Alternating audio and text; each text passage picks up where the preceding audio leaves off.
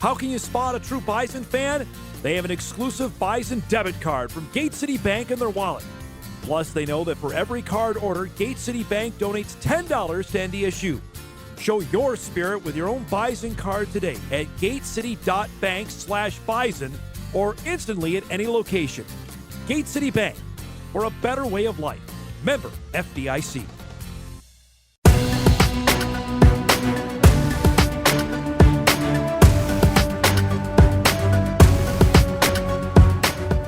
Hey everyone, welcome to the Kolpack and Izzo Podcast, brought to you by Gate City Bank with the Forum's Jeff Kolpack. I'm Dom Izzo from WDAY Sports.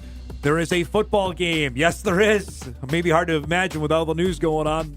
North Dakota State set to face the University of Montana Saturday afternoon in Missoula at 3:30 for a trip to the FCS championship game in Frisco, Texas. Before we go there, today, by the way, I don't know if you saw my Twitter timeline. Today is the, 11-year anniversary of Georgia Southern Loud. Was the December 14th, 2012 was the Georgia Southern North Dakota State semifinal game, the fourth in Frisco, where it was born that night. And I will say the dome was never louder than it was that night. I felt the sound in me that night. First of all, you have a Twitter? I did not know that. That's really cool. And you're right. If I were to pinpoint the loudness factors of the Fargo Dome, that would certainly be number one. There's a Northern Iowa there, one or two. After that, I think it all sort of muddles to me. Yep. There's a lot of playoff games that were really good, really loud. But that one would be cool to get back to that someday. Wouldn't that be neat? All right. So I had an informal poll question on my show on Wednesday. I asked, what do people want to hear more about, the new coach or the football game? 65%, it's an informal poll, said the football game. I was surprised by that. Are you? Well, a little bit, but let's go there then. Let's go with what the people want. And I want to talk about the new coach. Okay, let's do the 35% first and then the 65% later. If it's Thursday as we sit here and just before the noon hour, and we haven't heard who the new head coach is, and I think it's a general assumption that if nothing happens today, things may be leaning toward Tim Polasek on maybe a Sunday naming or something like that. I would tend to agree with you. I think let's just get out of the way. It's down to two, right? It's Tyler We don't Roll, know that for sure, but it sure think seems like a general assumption. The sources I've talked with, and I know the people you have conversed with on this, I think that's where they're aiming at. Brent Vigen just fired his defensive coordinator, fired Willie Matt Garza, and promoted Bobby Daly. So Vigs is not coming. That I think, and was I knew a long that shot. ship sailed. I felt that ship sailed when we were out there 2 weeks ago. Yep. Just talking to Randy Vigen and on how the family just loves it there. Yep. Brent and Molly have a good thing going. They love the city. Jake's on the team. Their son's a good quarterback for a local high school. I just feel like they've. And Brent's already had chances at this job, and he didn't get it. There's only so many times you can go to the well. At some point, if you're Brent Vigen, go, you know what? I didn't get the job last time. Out, right. I'm not going to keep coming back and throwing any interest into the job. So we did this on Monday for people who didn't listen to Hot Mike. Tim Polasek coached two different stints here.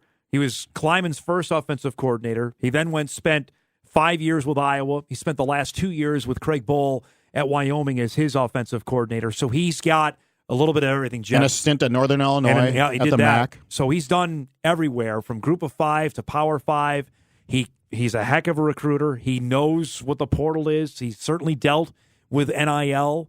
That checks a lot of boxes. And obviously he has a connection here. He coached here for 7 years. And I think you have to take the emotion somehow out of this. Hey, we all like Tyler. He's been great. He's a West Fargo kid. I covered him all those years. Just a tremendous kid, tremendous guy, West Fargo Hall of Famer. Player. He was a great player for Players the Bison. love him. Obviously, they've promoted. They've done a promotional thing. They with certainly him went on a viral on social campaign media. there. Yep. That's it. If you take the emotion out of it, and that's what we do as reporters. Unfortunately, we do that as reporters sometimes, but that's the way it is. Tim's got more FBS experience, which is exactly why Matt Entz is going to USC. Right. Because he has no FBS experience. Right. That's why he's doing that, people. He's not doing it for the money, although it's a nice, probably payday. He's not doing it just because, hey, USC in Southern California is better weather. Absolutely not. He's been rejected for FBS coaching jobs because he has no FBS experience. And I think that's what Tim Paulsick, when he was here, he went to Northern Illinois to get the FBS experience, comes back here, old coordinator. Then Iowa comes calling. That's Big Ten. That's pretty good experience. Yeah. And that's what Matt Entz is doing right now. Right now, he's going to get that experience. I would think you mentioned Matt Larsen has to be devoid of emotion as well in this. You have to take all of that. You welcome the player input, but at the end of the day, you have to make the call. And I'll defer to you on this because you were here for the Gus Bradley, Craig Bohl moment where it was the same thing, at least if I understand correctly. Players wanted Gus to be the guy. Yeah, that decision came down during a Bison basketball game. And if I remember, man, it's so long ago, but I'll do my best here. During a Bison basketball game, it was between Craig Bohl and Gus Bradley. For whatever reason, it was down to those two. I don't know if they named those two, if we just knew that. But I remember it being those two. And when word came that Craig Bohl was going to be the next head coach, I don't know if they sent a release, maybe. I'm guessing they did that. I went back into the Bison coach's office, which were at the BSA at the time. Yeah. And I went back there and I saw Gus Bradley look like he's just been defeated. And just no comment. He didn't want to say anything. Gene Taylor looked defeated. He had a tough decision to make. He had to go against every popular notion. Everyone wanted Gus. And he went with his gut feeling on the FBS experience and named Craig Bohl. Now, would Gus have worked out? Probably not. We don't know. But, boy, things worked out for both of them. Gus went on and got some other experience. He went right to the NFL. He went to the NFL from NDSU. But as an analyst. Right. He worked his way up. And I remember going to his office, and Joe Barry was the defensive coordinator at Tampa Bay. And he said, he goes, don't say anything. I go, all right, what? And he goes, I went down to Tampa and interviewed, and I killed it. I killed the interview. Joe Barry was wowed by me. I just killed it. You know how Gus can get really excited. I go, oh, that's great. Thanks for telling me. Can I use it? No, I'm going to kill you. How soon after did he have the job? Not long. Yeah, right? Not long. And it worked out. And that's the decision that Matt Larsen faces. And if Tyler Roll doesn't get this, I think he needs to go to maybe Northwestern and be David Braun's assistant, if that's a possibility. And then he sets himself up to be a head coach. Absolutely. But again, he could be named tonight too. As we sit here on a Thursday. Right, as we sit here. Maybe he just killed Matt Larsen in an interview yesterday, like Gus Bradley killed Joe Barry. Maybe he just wowed him. Yeah, I would think here, if there's not a decision today, if we don't have some sort of press release or something, I don't think anything happens till after the football game. You can't. No. And the players, you know what? And we were on the players on Tuesday. They're all about the game. Yeah. This coaching thing, they're happy for Entz. Yes. They all are. I mean, it's part of the business. Right. What did Wisniewski tell? Did he tell Big E that 3 to 5 years is your window here? Is your coaching window at NDSU. He's exact. And I mean, he's right. If you want to talk to anybody, you talk to the smartest guy on the team. That's him. He would certainly understand that. And frankly, if you're worried about a player exodus, if it's players are going to want to come here, Jeff. They will find players. If you want to go, then go. That's what I'd say. You can't make this decision on the next week. You can't be held hostage. No, you cannot do that. If players want to hit, then you say thanks for your time, and we will find guys that want to be here. You call their bluff on it, basically. You know, in the day and age of the portal, there's how many players? There's 1,100 players out there. If you want to hit the portal and hit some other FCS school, by all means, go for it. Because what do you have here? Right. That that others don't have. Think you can have it there. A lot. Right. Ask these Bison players that hit the portal. Have left. Correct. That's exactly right. If you don't have a grid offer on the table before you leave, well, then that's a total risk. And I'm still, if the season ends Saturday, I still believe Sunday or Monday, you're still going to see at least double digit of guys in the portal. And again, if my son played college football for North Dakota State, and my son played college athletics, and this situation went down, say the Minnesota Duluth baseball coach left, and he goes, we're all thinking of leaving. I go, hold on here. Okay, do you have a scholarship offers? You have something lined up. You have something lined up? Yeah. Because Dad doesn't own the form, by the way. As much as people think you do, you don't. That's the whole backstory to me on this. If it's going to be someone that's close to it, and you've just got to be devoid of it. Now, let me throw this at you. Do you think this is a decision of one with just Larsen, or does he have a a committee here? Or do you think this is Matt's decision and his alone? I believe, and I have no idea, but I believe obviously Todd Phelps is part of the equation. I don't know if Cleen Heimstead may be part of the equation. Pretty tight circle. I think so. And after how they reacted to the news getting out, this is going to the information spout is turned off. They're going to play this really close to the vest on this. Nope. There are people that have been asking over the last couple of days. We're trying, but the information is tight. Is probably the best way to describe where it comes. So again, just to reiterate here, you want to discuss? Go for it if you want to. You were part of it. Yeah, you lived it again for the second time in 10 years. This is the fourth time I've been through an NDSU coaching change, and they all have their different idiosyncrasies and issues, and there's always something that happens where somebody's not happy. It just always happens. When did Babbage leave? 2002. What time frame was it? March. Okay, so it was right before spring football. So I want to say something like that when Lovey hired him in the NFL. I go back to Rocky, and Bob Entz and the AD. They clashed, and Bob put out a loyalty clause, and that didn't end out so well. Bob came off 2-8. There was threats of him being gone anyway, and he just wanted to get out. Yeah. He left without saying anything, if I remember right. Yeah. I scooped, by the way, I scooped that one. Yeah. I broke that news. Okay. That Babbage was leaving for the NFL. And I forever will never say who told me.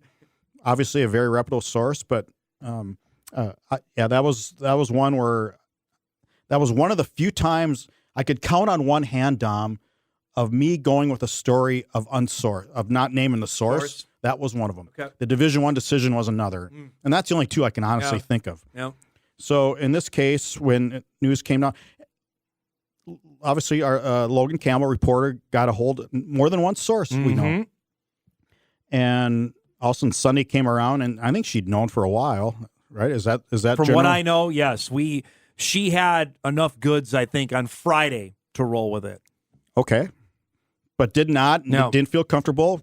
Good reporting. We wanted to get another. I think we felt like we wanted to get another source. Management was obviously, I believe, involved in this, right? And she got it come late Sunday morning, early Sunday afternoon. There are three people. Okay, listeners, there are three people in this state that when you receive notice that they're leaving or news and confirmation, you run with it no matter what time. One is the governor. Yep. Two is the head hockey coach at UND. And three is the head football coach at North Dakota State. I'm not sure anybody else. But if you get news and confirmation that one of those three are leaving, you run with it now. You don't wait around. That's just the way it is.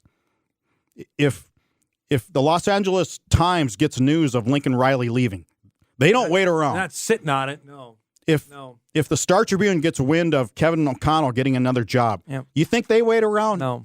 No, absolutely not. There are certain positions and public figures that you don't stand around and wait. It requires immediacy.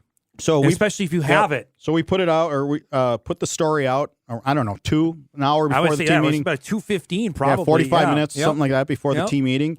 And the NDSU administration did not like the fact that we broke the story before the team meeting. Yeah.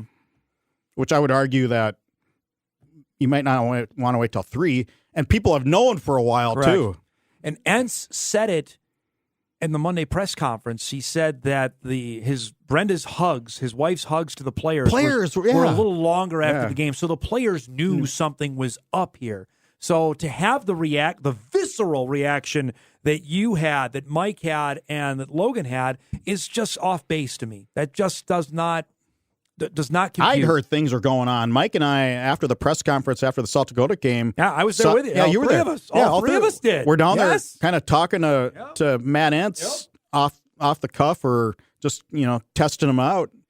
And something was up there. Yeah. Yep. You could tell that there was too much was out there for it not to be true. I guess is maybe the best way to sum up. And the reaction, especially the reaction that Logan has got, and I mentioned this to her when she was on Hot Mic on Thursday, is completely unwarranted. It's trash. There's no time nor place for it. She's doing her job. And the only reason... Okay, then trash me but here's the thing. For busting the story on Bob Babbage. It won't do that because you're a man. They did it because she's a woman. And that's completely uncalled for. It's 2000, almost 24. Yep. Let's not do that. That's just my on my soapbox. Trash on me that. for breaking the Division I decision. All right. But, we experienced the same thing, and people know the story of us going when Craig left. I mean, we've told it in jest, but there was some real emotion there, and that the players were blindsided then. They did find out. From Bruce Feldman. Right, from outside source. You think Bruce Feldman from CBS waited? No. Oh, you know what? Right. I know this was Saturday night, right? I'm going to wait till Sunday just in case they have a team meeting. Yeah, right. So you go back. You think Pete Thamel waits around? No. Pete Thamel put out a text on 3 o'clock on Sunday. Yep. Correct. So it's okay for Pete Thamel and to give him the news. Right. Yep. I know. I think in their heart of hearts, they wanted ESPN to break it, or they wanted The Athletic to break it. They wanted that rather than the local reporters to do that. I believe that because there's some cachet, there's some panache with that. There's a little swag. Yeah, a little bit. Swag, they're we're relevant a national nationwide. brand, right? And that still is the case, but we're still doing our job here, and that's the part that I found. You could have it the other way where media doesn't care. Right. Would you like that? Right. You could go the 180 and then, they hired how is it? How is all at Youngstown, by the way? How is that? Yeah. How is it at Murray? Illinois State. Right. Well, actually, Illinois State, the Pantograph cares. Carbondale. I meant Southern Illinois is what I meant. Carbondale. Yep. They don't half these Valley teams don't even cover media on the road. Media don't go on the road. Yep. Can't have it both ways on that. Nope. So kudos to our team, specifically to Logan, on getting that story because that was good stuff. So we sit and we wait, see what happens on what's going to be the next coach. Now we can do the other 65%, the actual football game. I know we're running out of time here, but right. Okay. This is your third trip to Missoula, or more than that. This is my second. I was there for football 3. I've been there several other times because just been through there on my way to Seattle. But this is going to be some sort of environment, Kolpack. I thought that the FCS kickoff game was electric, and I think we're going to have even more than that come Saturday. You know why? Because this is a huge game for Montana. They haven't been in this position in so long. You look at their pedigree, and they were really good. They won a national title in 2001, finished runner-up in 2008 and 2009, and reached the semifinal, lost to Sam Houston in 2011, which they would have won that, would have played the Bison. But after that, 2014 was their next playoff. Lost to Eastern in the second round. 15, lost to the Bison in the second round. 19, reached the quarterfinal, lost to Weber. 21, James Madison quarterfinal, lost to 28-6. 22, last year, lost to the Bison. They haven't been in this position at home to reach. 2009 was the last time they were at home in this round. That was the App State game when they made it to the national championship. And that was Houck's first tenure as head coach. By the way, that led to Bobby Houck getting the job at UNLV that he flamed out at, and I was back with Montana. This is what he's been aiming for. And I would say this, if you would have told me in the middle of October, Montana and North Dakota State will be in the semifinals, I would have laughed at you. Montana, they were ready to get Houck out of there after they lost to Northern Arizona, and the Bison gave up 50 to UND. I don't gamble, but I would put money on that. Absolutely. Yeah. I think both are in an unlikely spot to be here, frankly, from where Montana scuffled with Butler. They really had a hard time with Ferris State. They lost to Northern Arizona. Idaho State, they struggled. And frankly, last week with Furman I think Furman showed us a heck of a lot more than I thought. And that's the interesting part. And obviously, we've talked plenty on the Bison side of things on where this season has gone. But Jeff, I have not seen a football game like they played since, like they did last week, since maybe like the first half against the Jacks last year here, prior to just on fire, the Cam Miller penalty. But how about a complete game? I'm really testing you there. 2019, I'd have to maybe. look it up. I'd have to look it up. Trey Lance was probably here. Right. Probably the last time I saw that kind of. Now, can you carry it over? You're on the road, third straight road game. Those are all questions we will not know until toward the end of the third quarter, beginning of the fourth quarter on Saturday. The part to me, let me ask you this now. This is the 12th straight week they're playing, right? Is this when it catches up? Entz mentioned on Monday there's a little sickness going around the team, so that kind of gets your spidey sense going off. All right, well, maybe is this now when it finally catches up with you? Well, we've always heard that NDSU has depth. It's always been one of the deepest teams in the country. And again, it's another remain to be seen deal. Have they played enough depth this year to where it won't affect them as much as maybe the Jacks did in 2021 when they went to Sac State, Villanova, then up to Bozeman. Yeah. And they ran out of gas in the second half. Travel hasn't been as brutal as that. No, you're not going to the East Coast, and you're not going to California. Right. The Bison have gone to Bozeman, bus trip to Vermilion, and now another plane trip to Missoula. That's not as bad, but you're still flying. You're still away from home. That's the part. You flew on the charter, was it 2 hours max to Bozeman? It was less than that. It was probably like an hour and a half. Nothing. It's probably 2 hours on the charter to Missoula for the game on Saturday. How much in your mind are these two teams different from last year? The Bison won 49-26 in the second round. Now, Montana's got a new quarterback, but a lot of their skill guys are there. A lot of their linemen are still there. I don't think you could compare. I just don't think you can compare. It's so long ago. I almost forgot they played them last year. Yeah. I did. Yeah. They played in the second round of the tournament last year, and the Bison won big. Clifton McDowell is a different piece. Eli Gilman is a different piece. He was the Jerry Rice winner at running back for the Grizz. The Junior Bergen piece, though, is still there. He was on the team last year. I remember him having a good return at the Dome. And the Bison, that's A1. If they learned anything from Furman, you asked Matt Entz that about not kicking to Junior Bergen on Saturday. Yep. Well, they obviously know what to do. Yep. I think Steindorf's a good punter. I talked to him about that. The win will affect some. He's going to get a kickoff return at some point. And I mentioned this, by the way. Steindorf didn't play in the game last week. I know. The third game this year that he has not had a punt in this season. But yes, you're right. It's different he's going to be from last year to this year. And I asked Steindorf that. Well, it was 70 degrees and no wind. Now I'm going to be outside and have some elements to deal with, although it looks like for December, 16th, it's going to be 39. It's going to be all right in Missoula that day. But you're absolutely right. That's something that he's going to have to account for his punts on Saturday. Drove by the practice facility last night, and they were outside practicing. Yeah. The weather's been good here. By the way, practice outside. Ed said this. Did you pick up on this? He said, you want to stop by? I'm like, wait a minute. Catch some football. So you're leaving and now practice is open? Like, what is that? If I would have saw him afterward, I would have mentioned, you probably should have said you were joking. Because I've been up there in a heartbeat. You know what I mean? Go check out practice. I haven't been able to do that in 10 years. Like, go by. But be that as it may, I tend to agree with you, but the one thing that has held true, and it held true against Montana State, the Bison rushing attack against Big Sky teams, it may be different. On the game against Montana State, went back to the traditional running the football with the running backs. It's been there, and I imagine it's going to be there again on Saturday for the NDSU. The old line, Jeff, for what we talked about early in the season, they have been dynamite here. Found some room, specifically on the right side against the Bobcats with Gray Zabel and Mason Miller. Yep. Left guard, left tackle. And there's right guard, right tackle. There's a reason why Zabel is in the conversation of NIL money as well for the way he has played in the postseason.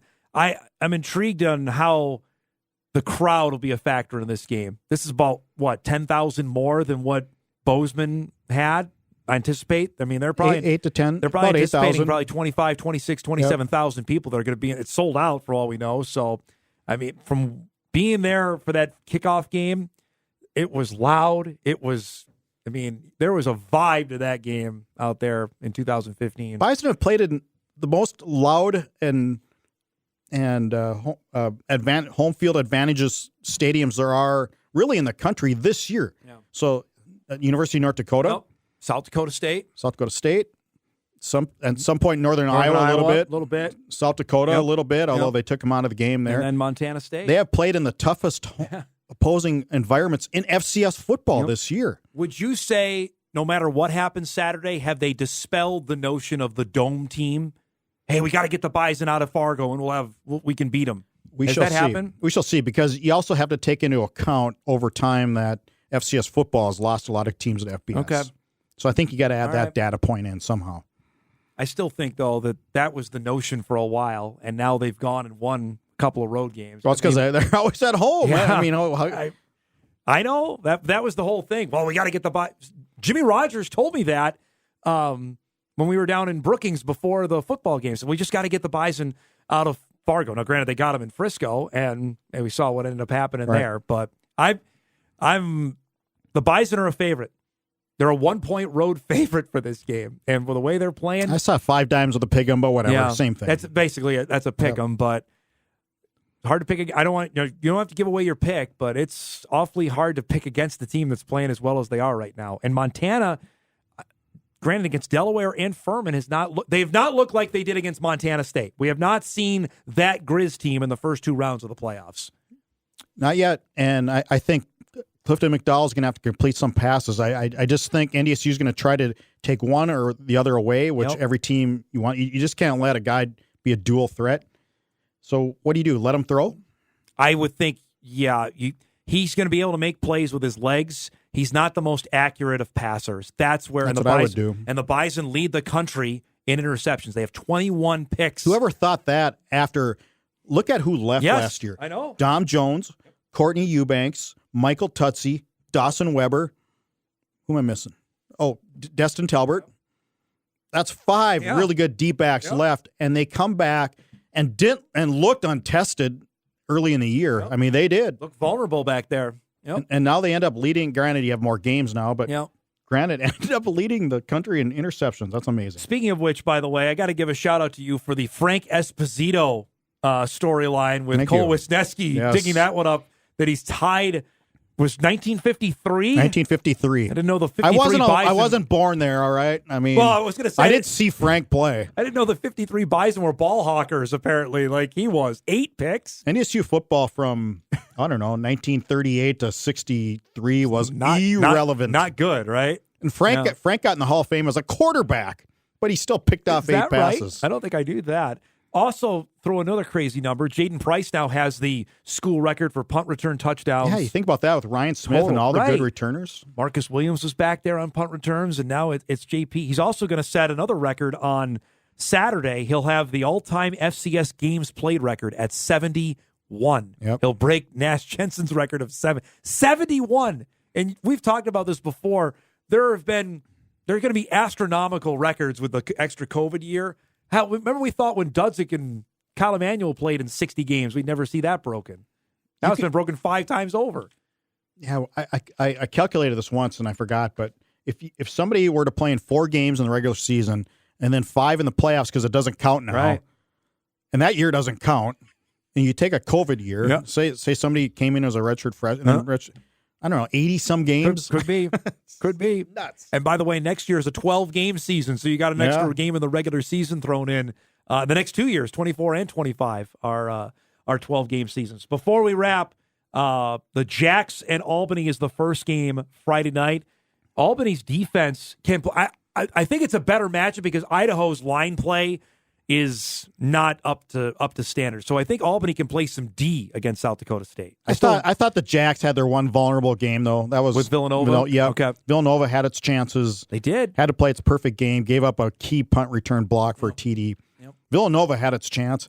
2 teams in a row cannot do that against the Jacks. Yep. I see this as a boat race. Really? SDSU big? Yes. All right. I still think the Jacks are going to win, but I'll be curious to see how the State University of New York at Albany fares in that one. Oh, God, we hate them, don't we? Yeah, we're not us WeGo graduates. By the way, just you pointed this out on Twitter. After the Idaho game, Vandals lost, their 3 best players went in the portal? At least. I thought there was another one, too. That's reality, folks. And no matter who the head football coach is, if it's tomorrow, Saturday, Sunday, Monday, that reality is still there. Montana State lost 3 of its best offensive linemen. Yep.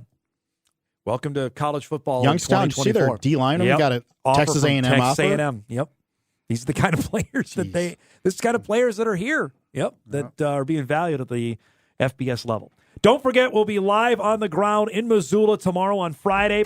The team leaves late in the afternoon. Jeff left stories out there. We'll have something on, at WDAY at 10 o'clock. And then Bison Game Day is live from Washington Grizzlies Stadium at 10 a.m. Saturday morning. Jeff, myself, Logan, and Kyle, the whole crew will be there. The game is at 3:30 Saturday on ESPN2. The winner goes to Frisco, Texas to play in the national championship game, and we'll be there to wrap it up as well on Saturday night. For Jeff Kolpack, this is Dom Izzo. Thanks, everybody, for listening to the Kolpack and Izzo Podcast, brought to you by Gate City Bank.